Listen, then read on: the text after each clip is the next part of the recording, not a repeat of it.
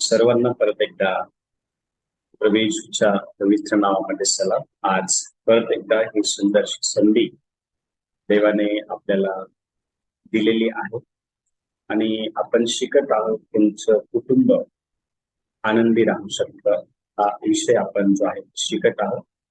आणि आपण आतापर्यंत अनेक जे मुद्दे आहेत ते आपण कव्हर केलेले आहेत आणि आज आपण अनुक्रमाने दुसरा भाग आहे तो आहे एकमेकांना विश्वासू राहा. त्यातला जो पहिला मुद्दा होता तो आपण शिकलेला आहोत आणि तो होता तुमच्या विवाहाला महत्व द्या. आणि आता आपण अनुक्रमणिकेतला जो दुसरा मुद्दा आहे एकमेकांशी विश्वासू राहा त्याच्यातला दुसरा मुद्दा आपण काय करणार आहोत शिकणार आहोत. आणि ह्या ठिकाणी आपण दुसरा जो मुद्दा आहे तो आपण लिहून घेऊया. त्यामध्ये असं लिहिलेलं आहे आपल्या अंतःकरणाचे रक्षण करा. 2 नंबरचा मुद्दा आहे तो लिहून घ्या. आपल्या अंतःकरणाचे रक्षण करा. त्यामध्ये आपण काही लिखाण काम करणार आहोत आणि म्हणून हळूवारपणे ह्या गोष्टी मी आपल्याला काय करणार आहे सांगणार आहे. पुढे लिहा. जो कोणी एखाद्या स्त्रीकडे कामेच्छेने पाहतो त्याने आपल्या मनात जो कोणी एखाद्या स्त्रीकडे कामेच्छेने पाहतो त्याने आपल्या मनात तिच्याशी व्यभिचार केलाच आहे. त्याने आपल्या मनात तिच्याशी व्यभिचार केलाच आहे. मत्ते 5वा अध्याय आणि 28 वचन. कंस पूर्ण करा फक्त वचनाला. मत्ते 5वा अध्याय आणि 28 वचन. आता आपण ह्या ठिकाणी शिकत आहोत आपला जो मुद्दा आहे 2 नंबरचा तो आहे आपल्या अंतःकरणाचे रक्षण करा.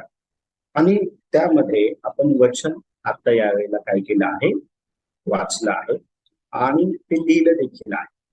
त्यामध्ये एक भाग आपल्याला पाहायला भेटतो तो हा आपल्या अंतःकरणाचं विशेष रक्षण करण्यासंदर्भात तो हा आहे की एखाद्या स्त्रीकडे कामेच्छ नजरेने पाहणं हे तिच्याशी व्यभिचार केल्यासारखं आहे. अशा प्रकारची आपल्याला पवित्र शास्त्र वाचल्यानंतर काय होते माहिती होते. आणि हे बायबलची तत्व आहे. आपण वैवाहिक जीवन जगत असताना आपण आपल्या अंतःकरणाचं विशेष रक्षण करण्याकरता पवित्र शास्त्रात लिहिण्यात आलेल्या सर्व वचनांचा काय करू शकतो आधार घेऊन त्याप्रमाणे आपण वैवाहिक जीवन जगू शकतो. आणि अशा प्रकारचं वैवाहिक जीवन जगण्यासाठीच परमेश्वर देवाने विवाहाची स्थापना जी आहे ती केलेली आहे. आणि म्हणून आपण ह्या दिवसांमध्ये हा विषय शिकत असताना आपण आपल्या स्वतःचं आत्मपरीक्षण देखील करणार आहोत. ह्या विषयाला घेऊन पुढे आपण लिहिणार आहोत एक व्यक्ती सतत त्याच्या पुढे डॅश करा आणि पुढे लिहा. एक व्यक्ती सतत अनैतिक गोष्टींचा विचार करत असेल तर एका अर्थी ती किंवा तो परत सांगतो लिहून घ्या. एक व्यक्ती सतत अनैतिक गोष्टींचा विचार करत असेल तर एका अर्थी तो किंवा ती आपल्या विवाह सोबत्याला धोका देत आहे. तो किंवा ती आपल्या विवाह सोबत्याला धोका देत आहे. आता ह्या ठिकाणी हा मुद्दा समजून घ्या. सतत अनैतिक गोष्टींचा विचार हा त्याच वेळेला मनामध्ये येतो ज्या वेळेला एखाद्या स्त्रीकडे किंवा एखाद्या पुरुषाकडे कामेच्छ नजरेने बघितल्या जाते. परत रिपीट करत आहे नीट लक्ष द्या. मी रिपीट करत आहे हा मुद्दा तुम्हाला समजावा. अनैतिक विचार हे सतत ज्या वेळेला आपल्या मनामध्ये येतात ते येण्याच्या मागचा एकमेव जर कोणता भाग असेल ते येण्याच्या मागचा तर तो आहे सतत एखाद्या स्त्रीकडे कामेच्छ नजरेने बघणं किंवा एखाद्या पुरुषाकडे कामेच्छ नजरेने बघणं. आणि अनैतिक गोष्टींचा एक सतत विचार हा केवळ पुरुषाच्या मनामध्येच येत नाही तर तो स्त्रीच्या देखील मनामध्ये आणि त्याच्या उलट तो स्त्रीच्या मनामध्ये येत असतो. तर याचा अर्थ हा आहे की तो पुरुषाच्या मनामध्ये येत असतो. आणि म्हणून आपण ह्या दिवसांमध्ये हा विषय यासाठी शिकत आहोत की आपल्या परिवारामध्ये खऱ्या अर्थाने आपलं लाईफ पार्टनरचं आणि आपलं अंतःकरण जे आहे त्याचं रक्षण झालं पाहिजे. आणि त्याचं रक्षण होण्याकरिता आपल्याला हा विषय शिकणं अतिशय गरजेचं आहे. आणि जर एखादा विवाह सोबती, मग तो स्त्री असू शकतो किंवा पुरुष असू शकतो, तो जर सतत अनैतिक गोष्टींचा विचार करत आहे तर मग तो त्याच्या विवाह सोबत्याला धोका देत आहे. तर मग तो त्याच्या विवाह सोबत्याला काय करत आहे? धोका देत आहे. परमेश्वर म्हणतो की आपण आपल्या अंतःकरणाचे विशेष रक्षण केले पाहिजे. ज्यावेळेला आपण नीतिसूत्राचं पुस्तक 4था अध्याय आणि 23 वचन ज्यावेळेला आपण वाचतो त्या ठिकाणी आपल्याला ही जी गोष्ट आहे ती प्रामुख्याने पाहायला भेटते की परमेश्वर म्हणतो की आपण आपल्या अंतःकरणाचे विशेष रक्षण केले पाहिजे. आणि अंतःकरणाचे विशेष रक्षण हे त्याच वेळेला होऊ शकतं ज्या वेळेला आपण एखाद्या पुरुषाकडे किंवा एखाद्या स्त्रीकडे कामेच्या नजरेने बघणं काय करू? बंद. आपण कामेच्या नजरेने बघणं बंद करू. कारण कामे म्हणजे हा त्या स्त्रीसोबत किंवा त्या पुरुषासोबत व्यभिचार केल्यासारखाच प्रकार. आणि इतकं जे आपण पाहतो की इतकं स्ट्रिक्ट पवित्र शास्त्रामध्ये विवाहाला जे आहे ते घेण्यात आलेलं आहे. आपण नीतिसूत्रे याचं 4था अध्याय आणि 23 वचन जर आपण वाचलं तर त्या 23 वचनामध्ये असं म्हटलेलं आहे, ज्या कशाचे तू रक्षण करतोस त्या सर्वांपेक्षा अधिक कसोशीने तू आपल्या हृदयाचं रक्षण कर, कारण त्यातून जीवनाचे झरे निघत असतात. विशेष रक्षण ह्या शास्त्र भागामध्ये कोणत्या गोष्टीचं करण्यासाठी परमेश्वर देवाने आज्ञा केला आहे तर ते आहे आपलं अंतःकरण. आपण आपल्या अंतःकरणाला जपलं पाहिजे. आणि आपण आपल्या अंतःकरणाला जपण्यासाठी पवित्र शास्त्राच्या भरोशाला तत्वांचं काय करत आहे? सहारा घेत आहे. आणि त्यामध्ये आपण पहिला सहारा ज्या वचनाचा घेतला तो आहे मत्ते 5 त्याचं 28 वचन. त्यामध्ये देवाचं वचन सांगत आहे की आपण कोणत्याही स्त्रीकडे किंवा पुरुषाकडे कामेच्या दृष्टीने पाहू नये. आणि जर तसं जर बघितलं जात आहे तर याचा अर्थ हा आहे की तिच्यासोबत किंवा त्याच्यासोबत आपण आपल्या मनामध्ये व्यभिचार केलाच आहे. आणि हा व्यभिचार केला असल्या कारणामुळं एक सतत मनामध्ये अनैतिक जे विचार आहेत ते येत असतात. आणि ज्यावेळेस एक सतत अनैतिक विचार हे पतीच्या किंवा पत्नीच्या मनामध्ये येत असतात याचा अर्थ हा आहे की तो किंवा ती आपल्या स्वतःला धोका देत आहे. आणि तुमच्या वैवाहिक जीवनामध्ये तुम्ही एकमेकांना अशा प्रकारे अनैतिक विचार करून धोका देऊ नये तर तुम्ही तुमच्या वैवाहिक स्वतःसोबत विश्वासाने राहावं अशी परमेश्वराची इच्छा आहे. आणि म्हणून परमेश्वराचं ते सांगत आहे की परमेश्वर म्हणतो की तुम्ही आपल्या विशेष रक्षण करा. ज्यावेळेला आपण इर्मियाचे पुस्तक 17वा अध्याय आणि 9 वचन वाचतो त्या ठिकाणी असं म्हटलेलं आहे की हृदय हे सर्वात कपटी आहे आणि ते असाध्य रोगाने काय आहे? ग्रस्त आहे. आपण आपल्या हृदयाकडे लक्ष देणं जे आहे ते गरजेचं. आणि मग ह्या ठिकाणी आपण पुढे पाहणार आहोत तुम्हाला हे कसे करता येईल. तुम्हाला तुमच्या अंतःकरणाचं जे रक्षण आहे ते कशा प्रकारे करता येईल आणि ते करता येणं गरजेचं आहे. आणि ते करता यावं यासाठी तुम्हाला काही गोष्टी पवित्र शास्त्रातून शिकून त्या आपल्या वैयक्तिक जीवनामध्ये लागूकरण करणं गरजेचं आहे. तरच तुमच्या अंतःकरणाचं जे रक्षण आहे ते तुम्हाला करता येईल. पुढे लिहिणार आहोत, तुम्ही काय पाहता त्याकडे लक्ष द्या. आपण लक्ष देत नाही. तुम्ही काय पाहता त्याकडं काय केलं पाहिजे? लक्ष दिलं पाहिजे. लक्ष द्या. आपण ह्या वर्तमान समयामध्ये राहत असताना आपल्याला आपल्या लाईफ पार्टनर शिवाय इतर कोणताही व्यक्ती, मग ती स्त्री असो किंवा पुरुष असो,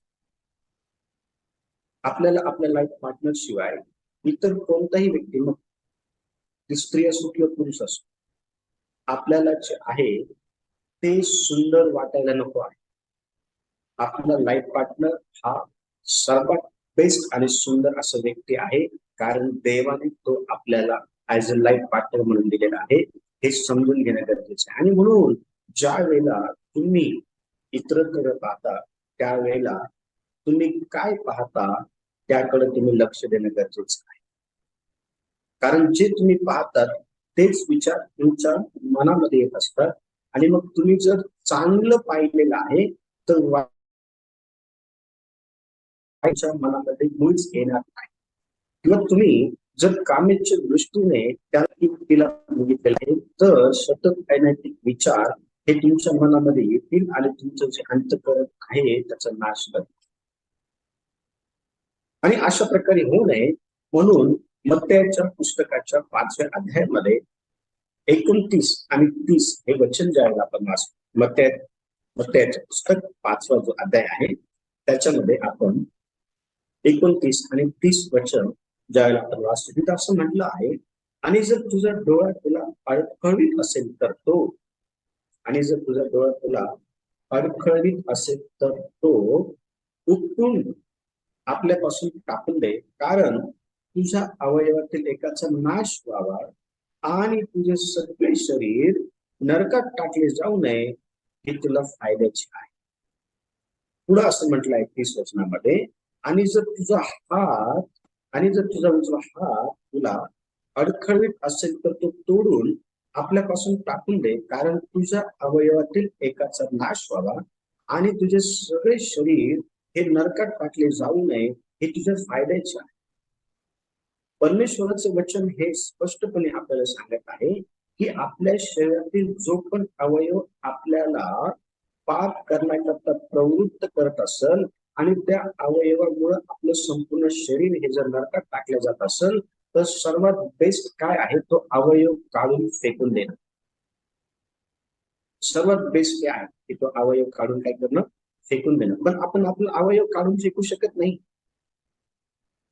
मग नाही फेकू शकत तर मग मला तुम्हाला हे सांगायचं आहे की मग तुम्ही त्या अवयवाचा उपयोग अशासाठी करा की जेणेकरून तुमच्या अंतःकरणाचं रक्षण होईल. तुम्ही त्या अवयवाचा उपयोग अशासाठी,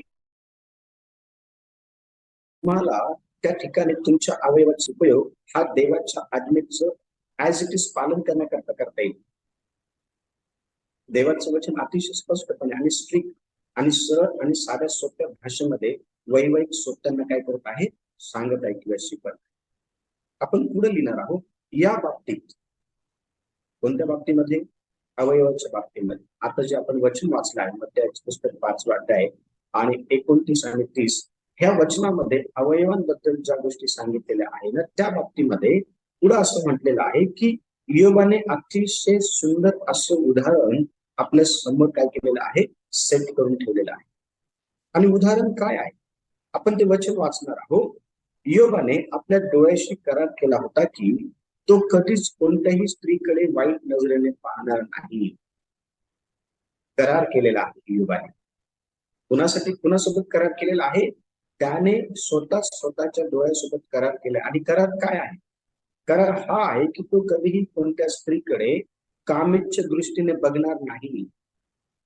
करार हा आहे की लक्ष द्या, ह्या ठिकाणी समजून घेणं गरजेचं आहे. ह्याविषयी फक्त स्त्रीविषयीच पवित्र शास्त्र बोलत नाही, तर ह्या ठिकाणी पवित्र शास्त्राविषयी देखील तेवढं स्पष्टपणे पवित्र शास्त्र बोलतो जितकं स्पष्टपणे स्त्री सोबत बोलण्यात आलेलं आहे. कोणत्याही स्त्रीने एखाद्या पुरुषाकडे कामेच्या दृष्टीने बघू नये म्हणून तिने आपल्या डोळ्याशी करार करणं गरजेचं आहे. किंवा कोणत्याही पुरुषाने एखाद्या स्त्रीकडे कामेच्या दृष्टीने पाहू नये म्हणून त्याने आपल्या डोळ्याशी करार करणं गरजेचं आहे. आणि हीच गोष्ट योबाचं पुस्तक 31 अध्याय आणि पहिल्या वचनामध्ये अतिशय स्पष्टपणे लिहिलेलं आहे की योबाने आपल्या डोळ्यांशी करार केला आणि तो करार हा होता की मी कोणत्याही स्त्रीकडे कामेच्या दृष्टीने पाहणार नाही. का? कारण कामेच्या दृष्टीने पाहणं हे त्या स्त्रीसोबत किंवा त्या पुरुषासोबत आपल्या मनामध्ये त्याच्या किंवा तिच्यासोबत व्यभिचार केल्यासारखंच ते पाप आहे. आणि लक्ष द्या, देवाचं वचन सांगत आहे की तुम्ही अशा प्रकारच्या गोष्टी तुमच्या वैवाहिक जीवनामध्ये कधीही करू नये. कारण त्या गोष्टींचं देवाला भीत आहे. त्या गोष्टी देवाला मुळीच आवडत नाही. त्या गोष्टी करणाऱ्या वैवाहिक जीवनामध्ये आशीर्वाद नसतात. त्या गोष्टी करणाऱ्या वैवाहिक जीवनामध्ये पवित्रता नसते. त्या गोष्टी करणाऱ्या वैवाहिक जीवनामध्ये त्यांनी त्यांच्या एकमेकांचा जो विश्वास आहे तो गमावून बसलेला आहे. ते एकमेकांना धोका देत आहे. अशा प्रकारच्या दृष्टीने स्त्री किंवा पुरुषाला जे आहे बघितलं जातं, परस्त्री आणि परपुरुषाला. देवाची इच्छा ही आहे की तुम्ही अशा प्रकारे कुठल्याही रीतीने बघू नये. पुढे लिहिणार आहोत आपण, तेव्हा कधीही लक्ष द्या, आपल्या डोळ्यांना सांभाळणं गरजेचं आहे. आपल्या शरीरातील जे अवयव आहे, जे आपल्याला आपलं अंतःकरण भ्रष्ट करण्याच्या प्रवृत्तीने देवाच्या विरोधात वाईट गोष्टी करण्याकरता आपल्याला प्रवृत्त करता, अशा अवयवांना आपण आपल्या शरीरामध्ये सांभाळणं गरजेचं आहे, अशासाठी की देवाच्या विरोधामध्ये कोणत्याही प्रकारचं अनैतिक पाप होऊ नये. आणि ही जबाबदारी केवळ पत्नीची नाहीये, ही जबाबदारी पतीची देखील आहे. ही जबाबदारी केवळ पतीची नाहीये, ही जितकी पतीची आहे तितकी पत्नीची देखील आहे. दोघांनीही आपापल्या शरीरातील अवयवांना जे आहे परमेश्वराच्या विरोधामध्ये कुठल्या प्रकारचं पाप होऊ नये आणि तुमच्या अंतःकरणाचं रक्षण व्हावं यासाठी जपणं गरजेचं आहे.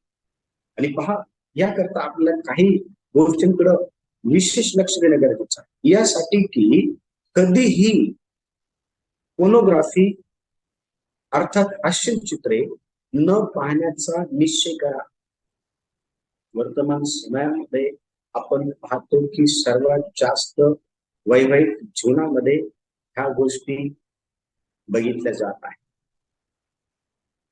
ह्या गोष्टी अनेकांच्या जीवनामध्ये आहेत आणि ह्याच गोष्टी अंतःकरण जे आहे ते भ्रष्ट करतात.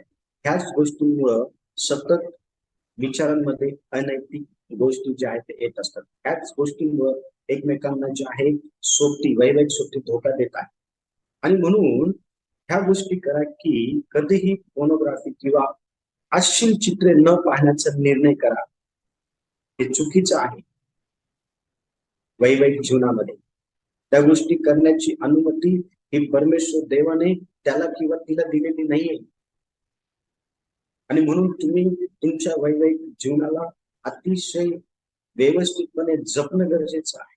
तुम्ही तुमच्या वैवाहिक जीवनाला अतिशय पवित्रतेमध्ये ठेवणं गरजेचं आहे.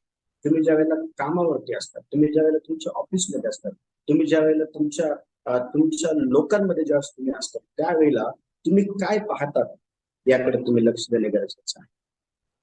तुम्ही काय पाहतात याकडे लक्ष देणं गरजेचं आहे. तसेच तुमच्या सोबत्याशिवाय, पुढे लिहा, तसेच तुमच्या सोबत्याशिवाय इतर कोणत्याही व्यक्तीशी प्रेम संबंध न जोडण्याचा निश्चय करा. तसेच तुमच्या लाईफ पार्टनर शिवाय इतर कोणत्याही व्यक्तीशी प्रेम संबंध न जोडण्याचा निश्चय करा. आज अनेकांच्या वैवाहिक जीवनामध्ये आपण पाहतो की त्यांचे इतरांशी, आपल्या लाईफ पार्टनरला सोडून इतरांशी प्रेम संबंध असल्या कारणामुळं त्यांचं वैवाहिक जीवन जे आहे ते धोक्यामध्ये आहे. ते त्यांच्या वैवाहिक जीवनामध्ये असलेला त्यांचा जो वैवाहिक सोबतीदार आहे त्याला ते धोका देतात. आणि अशा प्रकारचे धोके आज वर्तमान समयामध्ये अनेक वैवाहिक जीवनात असलेले आपल्याला पाहायला भेटतात. आणि लक्ष द्या, अशा प्रकारे शैतान हा परिवार उद्ध्वस्त करत आहे. अशा प्रकारे शैतान हा वैवाहिक जीवन जे आहे उद्ध्वस्त करत आहे. अशा प्रकारे शैतान हा अनेकांच्या नाते संबंधामध्ये जे आहे अनैतिकता आणत आहे. आणि म्हणून कधीही वैवाहिक जीवनामध्ये पती आणि पत्नीने ह्या गोष्टीचा ठामपणे निर्णय घेतला पाहिजे की मी कोणत्याही प्रकारचे पोर्नोग्राफी आणि वाईट ज्या चित्र आहेत किंवा व्हिडिओ आहेत ते मी बघणार नाही. कारण त्यामुळं मी माझ्या लाईफ पार्टनरला धोका देत आहे, त्यामुळं मी माझ्या अंतःकरणाला उद्ध्वस्त करत आहे, त्यामुळं मी माझं वैवाहिक जीवन जे आहे ते उद्ध्वस्त करत आहे. तुम्ही निर्णय घेतला पाहिजे. त्याबरोबर तुम्ही हा पण निर्णय घेतला पाहिजे की मी माझ्या सोबत्याशिवाय इतर कोणत्याही व्यक्तीशी, ती मग ती स्त्री असो किंवा पुरुष असो, प्रेम संबंध ठेवणार नाही. आज अनेक अनेक वैवाहिक जीवनामध्ये आपल्याला ह्या गोष्टी वर्तमान समयामध्ये पाहायला भेटतात की विवाह सोबत्याला सोडून इतर व्यक्तींशी प्रेम संबंध हे असलेले आपल्याला पाहायला भेटतात. मग ते स्त्रीचे पण असतात आणि पुरुषाचे पण असतात. ते कोणत्या तरी एकाचे नसतात. आणि म्हणून तुम्ही जपणं फार गरजेचं आहे. या विषयामध्ये तुम्ही अतिशय जे आहे स्ट्रिक असणं गरजेचं आहे, पवित्र असणं गरजेचं आहे. तुम्ही तुमच्या स्वतःला धोका देऊ नये, तुम्ही त्याच्यासोबत विश्वासघात करू नये. तुम्ही तुमच्या सोबत तुमच्या स्वतःचं देखील अंतःकरणाचं रक्षण केलं पाहिजे.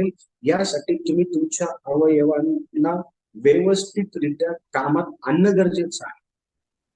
आणि जर ते व्यवस्थित कामात आणलं गेलं तर निश्चित अर्थाने परमेश्वर देव हा तुमचा वैवाहिक जीवनाचा प्रवास आशीर्वादित केल्याशिवाय राहणार. काही प्रश्न, हे प्रश्न लिहून घ्या. तुम्ही काय करू शकता अशा परिस्थितीमध्ये?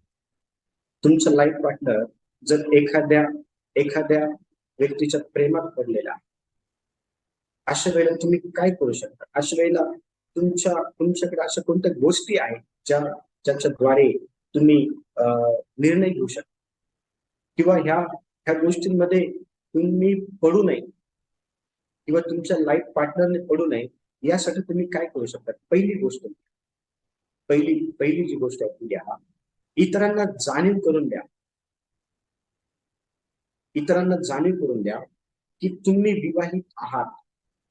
आज अनेक विवाहित जोडपे हे लोकांना ते विवाहित आहे हे लपवण्याचा प्रयत्न करतात. ते असं का करतात माहिती नाही, किंवा ते असं करतात, ते का करतात हे आपल्याला ह्या ठिकाणी पाहायला भेटत. कारण त्यांना दुसऱ्या कोणत्या तरी व्यक्तीशी प्रेम संबंध करायचे असतात. आणि म्हणून अनेक वैवाहिक जोडपे आपलं लग्न झालेलं आहे अशा प्रकारे ते लपवतात, ते समजू देत नाही. पण वचन सांगत आहे तुम्ही इतरांना जाणीव करून द्या की तुम्ही विवाहित आहात आणि तुमच्या स्वतःवर तुमचे जीवापाड प्रेम आहे. ह्या दोन गोष्टींची जाणीव तुम्हाला हेतुपुरस्सर जे आहे इतरांना करून देणं गरजेचं आहे, अशासाठी की तुमच्या जीवनामध्ये कुठल्याही प्रकारे कोणताही व्यक्ती हा तुमच्याकडं कामेच्या दृष्टीने पाहणार नाही किंवा कोणतीही व्यक्ती तुमच्याकडं कामेच्या दृष्टीने पाहणार नाही. तर त्या व्यक्तीला हे समजेल की तुमचा विवाह झालेला आहे आणि तुम्ही तुमच्या विवाह स्वतःवरती जीवापाड प्रेम करतात. जर अशा प्रकारचा संदेश जर तुम्ही तुमच्या विवाहातून जर इतरांना दिला तर कोणीही तुमच्याकडे अशा प्रकारच्या विचाराने येणार नाही किंवा कधीही तुम्ही तुमच्या विचारांनी अशा प्रकारे इतरांना बघणार नाही. हे स्पष्टपणे लिहून घ्यायचं, हे समजणं फार गरजेचं आहे. परमेश्वर देवाला तुमच्या परिवारामध्ये तुमच्या वैवाहिक जीवनात काम करण्यासाठीच काय आहे हे वचन आपण घेतलेलं आहे. आणि देव पवित्र, देवाने विवाहाची स्थापना यासाठी केली की विवाहामध्ये पवित्रता असावी. आपण मागच्या 2 महिन्यापूर्वी हा विषय शिकलो होतो की देवाने ईश्वरीय संस्थेची स्थापना केली आणि त्यामध्ये आपण 4 प्रकारच्या ईश्वरीय संस्था शिकलो होतो. त्यापैकी एक ईश्वरीय संस्था होती विवाह. आणि विवाहावरती आपण हा विषय कंटिन्यू करता. पहिल्या ईश्वरीय संस्थेवरती आपण अनेक गोष्टी शिकलेलो आहे, जिचं नाव आहे स्वतंत्र इच्छाशक्ती. त्यानंतर आपण जी तिसरी ईश्वरीय संस्था आहे ती देखील आपण पाहिली ते आहे कुटुंब. यानंतर आपला तो विषय आहे कुटुंब. आणि म्हणून प्रत्येक नोट्स व्यवस्थितपणे लिहून घेत चला, प्रत्येक गोष्ट व्यवस्थितपणे जे आहे ते ड्राफ्टिंग करत चला तुमच्या नोटबुक मध्ये, तुमच्या पवित्र शास्त्रामध्ये. ज्यावेळेस तुम्हाला वचन सांगितलं जातं त्यावेळेला त्या वचनाच्या खाली तुमच्या 1 किंवा 2 अशा प्रकारच्या रंगाच्या पेनांनी अंडरलाईन करत चला. त्यानंतर आपण चौथीची ईश्वरीय संस्था आहे ती देखील आपण पाहिली होती आणि ती होती राष्ट्र आणि सरकार. कुटुंब झाल्यानंतर आपण तो देखील भाग आपण शिकणार आहोत. या ठिकाणी मला तुम्हाला हे सांगायचं आहे की विवाह ही जी ईश्वरीय संस्था आहे तिची निर्मिती कोणा मनुष्याने केलेली नाहीये, तिची निर्मिती स्वतः परमेश्वर देवाने केलेली आहे. आणि मग जर तिची निर्मिती परमेश्वर देवाने केलेली आहे तर तो त्या निर्मितीमध्ये कधीच अपवित्रता खपून घेत नाही, तर त्या निर्मितीमध्ये पवित्रता असावी अशी देवाची इच्छा आहे. आणि म्हणून त्या इच्छेला पूर्ण करण्याकरता तुम्ही तुमच्या स्वतःच्या अंतःकरणाचं विशेष रक्षण करून तुम्ही काय केलं पाहिजे, त्यामध्ये पवित्रता आणली पाहिजे देवाच्या सहाय्याने. आणि म्हणून हेतू पुरस्सर तुम्ही ह्या गोष्टींची लोकांना जाणीव करून द्या की तुमचा विवाह झालेला आहे आणि तुम्ही तुमच्या सोबत्यावरती जीवापाड प्रेम करता. पतीने देखील ह्या गोष्टीची जाणीव इतरांना करून दिली पाहिजे आणि पत्नीने देखील ह्या गोष्टींची जाणीव इतरांना करून दिली पाहिजे. तुम्ही तुमचा विवाह झालेला आहे हे मुळीच लपवू नका, कारण हे लपवल्यामुळं अनेक प्रॉब्लेम जे आहेत ते परिवारामध्ये वैवाहिक जीवनात पती पत्नीमध्ये घडत असतात. आणि हे लपवू नका, हे लपवू नका. हा लपवण्याचा भाग नाहीये, हा लपवण्याचा भाग नाहीये. जर तुम्ही जर लपवत असाल तर तुम्ही एकीकडे तुमच्या विवाह सोबत्याला धोका देत आहे, एकीकडे तुम्ही तुमच्या अनैतिक अनैतिक गोष्टींना तुम्ही तुमच्या विचारामध्ये स्वीकारत आहात. आणि म्हणून ह्या गोष्टी लपवू नका. दुसरी गोष्ट, दुसरा मुद्दा लिहा, त्यामध्ये दुसरा मुद्दा लिहा, 2 आकडे नका. आणि दुसरा मुद्दा लिहा, तुमच्या स्वतःच्या भावना समजून घ्या. पत्नींनो, तुम्ही तुमच्या पतीच्या ज्या भावना आहेत त्या समजून घेतल्या पाहिजे. तसंच पतींनो, तुम्ही तुमच्या पत्नीच्या भावना ज्या आहेत त्या समजून घेतल्या पाहिजे. आणि एखाद्या संबंधामुळे त्याला असुरक्षितता वाटत असेल, पुढे लिहा, एखाद्या संबंधामुळे तुमच्या पत्नीला किंवा तुमच्या पतीला असुरक्षित वाटत असेल तर तो संबंध लगेच तोडून टाका, त्याच्यामध्ये कंटिन्युटी ठेवू नका. उदाहरणार्थ, एखादी स्त्री जर परक्या पुरुषासोबत जर संभाषण करत असेल आणि त्याचं ते संभाषण जर त्या स्त्रीच्या पुरुषाने पाहिलेलं आहे तर त्याच्या भावना त्या ठिकाणी उसंबळतात आणि त्याची इच्छा ही असते की माझ्या पत्नीने अशा व्यक्तीसोबत बोलू नये. आणि तुमच्या पतीच्या ज्या भावना आहे ना त्या भावना समजून घ्या पत्नींनो. त्याच्या उलट हे आहे की जर एखादा पती जर एखाद्या स्त्री सोबत बोलत आहे आणि त्याचं त्या स्त्री सोबत बोलणं जर त्याच्या पत्नीला आवडत नाहीये तर तिच्या भावना समजून घ्या, भावना समजून घ्या तिच्या. कारण त्यामुळं तुमच्या वैवाहिक जीवनातील एका पार्टनर मध्ये असुरक्षितता आलेली आहे आणि तीच असुरक्षितता तुमचे जे संबंध आहे ते तोडण्याकरता पुरेसी आहे. कारण शैतान हा तुमच्या वैवाहिक जीवनामध्ये तुमच्या लाईफ पार्टनरच्या असुरक्षितता आणून तुमचं जे वैवाहिक जीवन आहे ते उद्ध्वस्त करण्याच्या बेतामध्ये आहे. पेत्रच्या पुस्तकामध्ये वचन सांगतं की शैतान हा गरजणाऱ्या सिंहासारखा आहे आणि कोणाला गिळावं याच्या बेतामध्ये तो आहे आणि त्याच्या बेतामध्ये तुम्ही सापडू नये म्हणून तुम्ही सुरक्षित लाईफ जगणं गरजेचं आहे. आणि म्हणून तुम्ही तुमच्या स्वतःच्या भावना समजून घ्या. आणि तुमच्या स्वतःच्या भावना तुम्हाला कोणत्या बाबतीमध्ये समजून घ्यायच्या आहे तर त्या ह्या आहेत की एखाद्या संबंधामुळे जर त्याला किंवा तिला असुरक्षित वाटत असेल तर तो संबंध तोडून टाका. जर पतीची इच्छा नाहीये पत्नीने त्या पुरुषासोबत बोलायचं तर पत्नीने पतीच्या भावना समजून घेतल्या पाहिजे आणि त्या पुरुषासोबत कुठल्याही प्रकारचे जर संबंध असेल तर ते तोडून टाका लगेचच, कारण त्यामुळे असुरक्षितता येत आहे तुमच्या वैवाहिक जीवनामध्ये. जर एखाद्या पतीला एखाद्या स्त्री सोबत जर पत्नीने बोलताना पाहिलेलं आहे तर ती त्या ठिकाणी असुरक्षित होत असेल पत्नी आणि तिच्या भावना जर दुखवल्या जात असेल तर लक्ष द्या, तुमचं काम हे आहे की तुम्ही त्या स्त्री सोबत बोलणं सोडून दिलं पाहिजे आणि तुम्ही तुमच्या पत्नी सोबत विश्वासू राहिला पाहिजे. हे आहे खरं वैवाहिक जीवनामध्ये एकमेकांसोबत चालणं आणि एकमेकांच्या भावनांचं कदर करणं. आणि ह्या गोष्टी करणं फार गरजेचं आहे. ज्या कुटुंबामध्ये ज्या परिवारामध्ये ज्या पती पत्नीच्या लाईफ मध्ये ह्या गोष्टी होतात ते कुटुंब देव आशीर्वादित करतात. ते कुटुंब देव जो आहे ते आशीर्वादित करतात. आणि तुमचं कुटुंब आशीर्वादित व्हावं यासाठी तुम्हाला तुमच्या जीवनामध्ये काही डिसिजन घेणं गरजेचं आहे.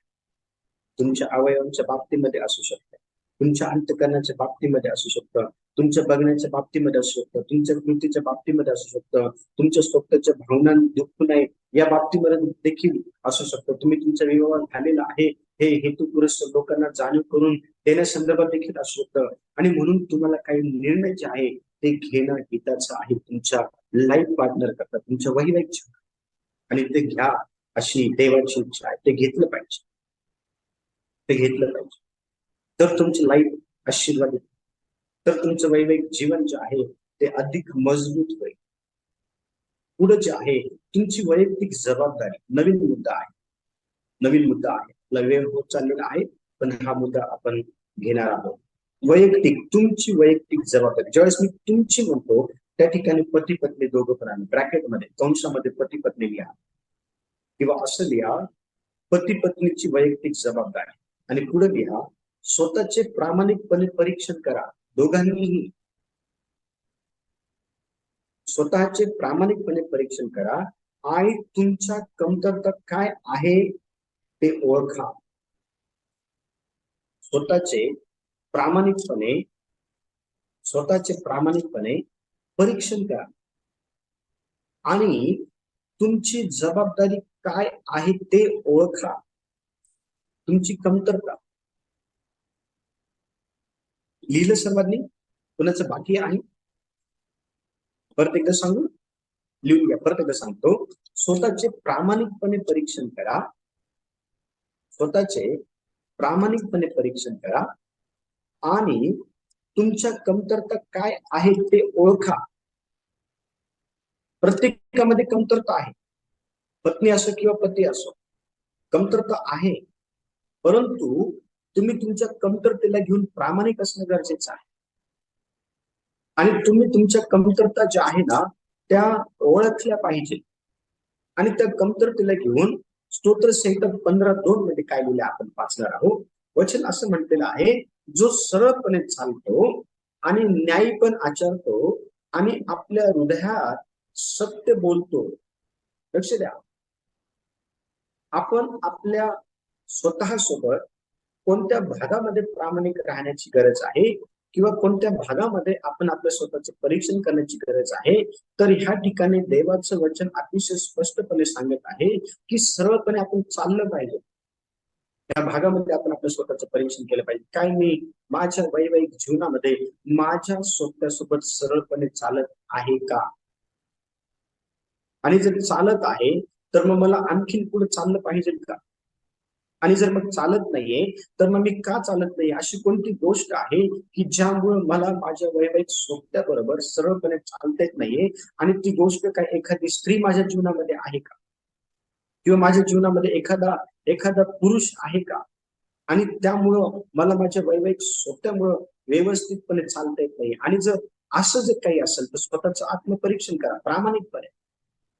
प्रामाणिकपणे आत्मपरीक्षण करा आणि तुमच्या ज्या कमतरता आहे ना त्या ओळखा. कारण त्या कमतरतेमुळेच तुम्हाला तुमच्या लाईफ पार्टनर बरोबर व्यवस्थित चालता येत नाही आहे. मदत मागायला लाजू नका. तुम्हाला जर मदत हवी असेल तर, कुणाला मदत हवी असेल तर तुम्ही मदत मागायला मुळीच जे आहे ते लाजायला नको आहे. तुम्ही तुमच्या वैवाहिक जीवनामध्ये कोणत्या भागामध्ये आपली वैयक्तिक जबाबदारी जी आहे ती बघितली पाहिजे. तर तुम्ही न्यायीपणाने तुम्ही आचरण केलं पाहिजे आणि तुम्ही नेहमी आपल्या हृदयापासून खरं बोललं पाहिजे. तुम्ही तुमच्या लाईफ पार्टनर बरोबर खरं बोललं पाहिजे. आहे तुम्ही एखाद्या संबंधामध्ये अडकलेले, तर तुम्ही बोला तुमच्या लाईफ पार्टनर बरोबर, सत्य बोला. तुम्ही तुमच्या कमतरता ज्या आहेत ते स्वीकारा. आणि लक्ष द्या, ज्या वेळेला तुम्ही तुमच्या लाईफ पार्टनर बरोबर खरं बोलाल, सत्य बोलाल ना, ती गोष्ट देवाला आवडेल. कारण त्याच व्यक्तीला परमेश्वर देव त्याच्या प्रॉब्लेम मधून बाहेर काढतो जो खरं बोलतो. आचरण ज्याचं सरळ आहे, त्याचं आचरण कसं आहे? सरळ आहे. आणि जो न्यायीपणाने वागतो, हे स्वभाव देवाचे आहे. तिन्ही स्वभाव देवाचे आहे आणि हेच तुमच्या जीवनामध्ये यावे ही देवाची इच्छा आहे. आणि म्हणून नीतिसूत्राचं जे पुस्तक आहे त्याचं पहिलं जे वचन आहे, नीतिसूत्राचं पुस्तक अध्याय 1 आणि वचन 5 ज्यावेळेला आपण वाचतो ना त्या ठिकाणी असं म्हटलेलं आहे. हे वचन मी तुम्हासाठी वाचतो. या ठिकाणी असं म्हणण्यात आलेलं आहे 5व्या वचनामध्ये, ज्ञानवानाने ऐकावे आणि आपली विद्या वाढवावी आणि बुद्धिमानाने योग्य विचारास पोहोचावे. लक्ष द्या, तुम्ही वाढलं पाहिजे तुमच्या वैवाहिक जीवनामध्ये आणि तुम्ही योग्य विचारास पोहोचले पाहिजे. यासाठी तुम्हाला स्वतःबरोबर प्रामाणिक असणे गरजेचं. तुम्हाला तुमच्या प्रामाणिकपणे कमतरता जे आहे त्या बघणं गरजेचं आहे. आणि मग पुढे असं म्हटलेलं आहे, तुमच्या मनात अनैतिक विचार येत असतील तर, तुमच्या मनामध्ये अनैतिक किंवा वाईट विचार येत असतील तर ते दूर करण्यासाठी सतत संघर्ष करा. वाईट विचार हे तुमच्या मनामध्ये येणार नाही असा भाग नाहीये, ते येतील. परंतु तुम्ही त्या विचारांची हात मिळवणी केलेली आहे का, तर तुम्ही त्या विचारांना घेऊन सतत संघर्ष करत आहात. वैवाहिक जीवन उद्ध्वस्त करण्यासाठी सैतान अनेक हातखंडे वापरतो. वैवाहिक जीवन उद्ध्वस्त करण्यासाठी, कोलॅप्स करण्यासाठी सैतान अनेक हातखंडे वापरतो. अनेक हातखंडे सैतान वापरतो. परंतु तुम्ही सैतानाला वाव देऊ नका. तुम्ही सैतानाला तुमच्या वैवाहिक जीवनामध्ये मुळीच वाव देऊ नका. मग तुम्ही काय केलं पाहिजे, तर तुम्ही संघर्ष केला पाहिजे त्या अनैतिक विचारांना घेऊन. कारण संघर्ष करणारा जो व्यक्ती आहे ना, तो त्या अनैतिक विचारांवरती जे आहेत ते राज्य करत असतो, जीवन जगत असतो. अनैतिक विचारांच्या वरती जीवन जगत असतो. आणि म्हणून हार मानू नका. हार मानू नका. हार मानू नका म्हणजे तुम्ही त्या अनैतिक विचारांशी जे आहे ना, ती हात मिळवणी करून तुम्ही आपल्या लाईफ पार्टनरला सोडून कोणत्या तरी वेगळ्या अशा अनैतिकतेमध्ये, वेगळ्या अशा संबंधामध्ये अडकू नका. तुम्ही हार मानू नका ह्या भागामध्ये. कारण तुमचा लाईफ पार्टनर हा तुमच्याकरता जगातील सर्वात सुंदर व्यक्ती आहे, सर्वात परफेक्ट व्यक्ती आहे, सर्वात प्रेमळ, सर्वात चांगला, सर्वात समजदार, सर्वात वेल व्यक्ती तुमचा लाईफ पार्टनर हा देवाने तुम्हाला दिलेला आहे. आणि सैतान त्यापासूनच तुम्हाला वेगळं करायचा प्रयत्न करतो. सैतान तुम्हाला तुमच्या पतीपासून, सैतान तुम्हाला तुमच्या पत्नीपासून वेगळं करायचा प्रयत्न करतो त्या अनैतिक विचारांच्या सहाऱ्याद्वारे. आणि म्हणून अनैतिक विचारांसोबत संघर्ष करा, हार मानू नका. नीतिसूत्रेचं पुस्तक 24वा अध्याय आणि त्याचं जे 16 वचन आहे, त्या 16व्या वचनामध्ये अतिशय स्पष्टपणे लिहिण्यात आलेलं आहे.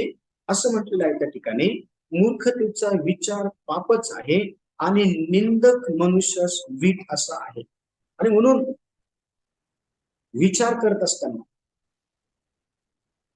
मूर्खतेचा विचार हा पाप आहे असं वचन आपल्याला सांगतं. जर अनैतिक विचार तुमच्या विचारांमध्ये आलेले आहे तर तुम्ही संघर्ष करा त्यापासून पळण्याचा. तुम्ही संघर्ष करा त्या गोष्टींना आपल्या जीवनामध्ये नाही म्हणण्याचा. हार मानू नका. अनेक वैवाहिक जीवनामध्ये पती किंवा पत्नी हार मानून टाकते अनैतिक विचारांसमोर, अनैतिक गोष्टींसमोर हार मानून टाकते, संघर्ष करत. देवाचे वचन अतिशय स्पष्टपणे सांगत आहे की अशा प्रकारचे विचार वर्तमान समयामध्ये अनेक वैवाहिक स्वतःच्या जीवनामध्ये येत आहेत आणि ते संघर्ष करत नाही त्या विषयाला घेऊन. त्यांना ते सुख विलासाचं वाटतं. परंतु लक्ष द्या, देवाचं सांगतं की तुम्ही संघर्ष केला पाहिजे, तुम्ही हार मानली पाहिजे नाही. तुम्ही त्या विचारांना तुमच्या जीवनामध्ये मुळीच थारा देऊ नका. एखाद्या वैवाहिक स्वतःच्या जीवनामध्ये, पतीच्या जीवनामध्ये जर अनैतिक विचार एखाद्या परस्त्रीला घेऊन येत असत तर त्यामध्ये त्या पतीने संघर्ष केला पाहिजे. जर पत्नीच्या जीवनामध्ये एखादा अनैतिक विचार एखाद्या परपुरुषाला घेऊन जर येत असेल तर त्यामध्ये तिने संघर्ष केला पाहिजे आणि हार मानायला नको आहे. तसं हार मानायला नको आहे. जर तुम्ही हार मानली तर तुम्ही तुमच्या विवाहात स्वतःला धोका देत आहात. तुम्ही जर हार मानली तर तुम्ही स्वतः तुमचा जो विवाह आहे, लाईफ पार्टनर आहे, तो तुम्ही उद्ध्वस्त करत आहात. आणि म्हणून पुढे लिहिणार आहोत, तुमच्या स्वतःला विश्वासू राहण्यासाठी तुम्ही करत असलेले प्रयत्न नक्कीच देव आशीर्वादित करल. तुम्ही तुमच्या स्वतःसोबत विश्वासू राहण्यासाठी करत असलेले जे प्रयत्न आहेत ते नक्कीच परमेश्वर आशीर्वादित करत. आणि विचारांसोबत फाईट करणं हे फार भयानक आहे. हे फार भयानक. संघर्ष करणं हे फार फार भयानक आहे. पण त्या भयानकतेमधून बाहेर परमेश्वर देव तुम्हाला. तुमचं काम हे एकच आहे की तुम्हाला तुमच्या वैवाहिक सोबत्याबरोबर जे परमेश्वर देवाने तुम्हाला दिलेले आहे विश्वास. आणि विश्वास राहत असताना अनेक संघर्ष तुम्हाला करावा, अनेक परीक्षांचा सामना तुम्हाला करावा लागेल, अनेक गोष्टींना तुम्हाला नाही म्हणावं लागेल. आणि त्याला नाही म्हटलंच पाहिजे. फार मानता कामा नये. त्यामध्ये आपण काही प्रश्न स्वतःला विचारणार, काही प्रश्न लिहून घ्या जे स्वतःला विचारायचे. पहिला प्रश्न आहे, मी माझ्या स्वतःला जास्त वेळ कसा देऊ शकतो. पहिला जो प्रश्न आहे तो आहे, मी माझ्या स्वतःला जास्त वेळ कसा देऊ शकतो. जास्त वेळ आज वर्तमान समयामध्ये पती पत्नीला देत नसल्या कारणामुळं किंवा पत्नी पतीला देत नसल्या कारणामुळं त्यांच्या जीवनामध्ये तिरहित व्यक्ती येतो. परत सांगतो, नीट लक्ष द्या आणि हे समजून घ्या. तुम्हाला तुमच्या वैवाहिक स्वतःला जास्त वेळ द्यायचा आहे अशासाठी की तुमचा लाईफ पार्टनर हा तुमच्यापासून दुसऱ्या कोणत्या तरी व्यक्तीकडे आकर्षित होऊ नये. त्या तिसऱ्या व्यक्तीसोबत त्याचे प्रेम संबंध येऊ नये, अनैतिकता त्याच्या जीवनामध्ये वास करू नये. म्हणून तुम्ही सर्वात जास्त वेळ हा तुमच्या स्वतःला दिला पाहिजे. आणि तो कसा देऊ शकता त्याविषयी तुम्ही स्वतः विचार. तुम्ही स्वतः तुमच्या विवाह स्वतःला कसा वेळ देऊ शकता यावर तुम्ही स्वतः विचार करा आणि तुम्ही तो दिला पाहिजे. दुसरा प्रश्न लिहा, माझ्या विवाहासोबती. दुसरा प्रश्न, माझा विवाहासोबती माझा जिवलग मित्र आहे का. माझा विवाहासोबती पत्नीचा पती आणि पतीचा पत्नी. पतीचा तिरेक स्त्री नाही किंवा पत्नीचा तिरेक माणूस नाही. पतीचा पत्नी आणि पत्नीचा पती हा खरा मित्र आहे का. म्हणजे प्रत्येक गोष्ट शेअर करा एकमेकांना. तुमचं वैवाहिक जीवन मजबूत होईल. त्या तुमच्या वैवाहिक जीवनामध्ये एकमेकांवरचा विश्वास वाढेल, भरोसा वाढेल. तुमच्या वैवाहिक जीवनामध्ये तुमचे जे प्रेमाचे नाते संबंध आहेत ते अधिक मजबूत होते. ते खरंच मजबूत होते आणि ते झालेच पाहिजे मजबूत. कारण आपण पाहतो की आदमाला ही गोष्ट केव्हा कळाली की ही माझ्या हाडातला हाड आणि मांसातलं मांस आहे. ज्या वेळेला त्याने तिच्या सोबत राहणं सुरू केलं, तिला वेळ देणं सुरू केलं. पती पत्नींनो तुम्ही एकमेकांना वेळ द्या. पती पत्नींनो तुम्ही एकमेकांचं खरं मित्र बना. तुमच्या नात्यामध्ये तुम्ही पारदर्शक असलं पाहिजे यास. आणि अशा प्रकारे तुम्ही तुमच्या अंतःकरणाचं रक्षण केलं पाहिजे. अशा प्रकारे तुम्ही तुमच्या विवाहाचं रक्षण केलं पाहिजे. अशा प्रकारे तुम्ही तुमच्या लाईफ पार्टनरचं जे आहे ते रक्षण केलं पाहिजे. तुम्ही इतकं जागरूक तुमच्या वैवाहिक जीवनामध्ये राहायला पाहिजे. तेव्हा या वचनाच्या द्वारे सर्वांना आशीर्वाद देऊ. सर्वांना प्रेस